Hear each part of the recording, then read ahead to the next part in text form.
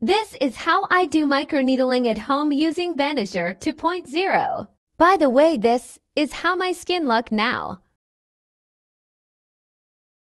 And this is how my skin looked before.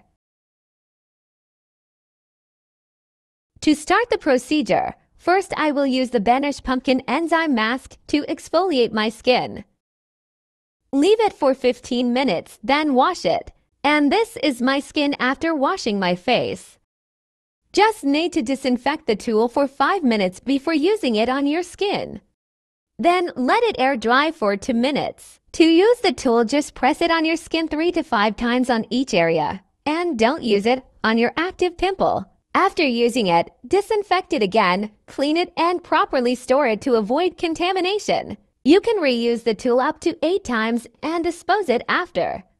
Please make sure there is no bent bristle and it's still hygienic. I just finished the procedure off cam and also put some TCA solution on my deep scars. Here are my aftercare products. First is the Banish Serum to boost skin collagen production to help skin reconstruction.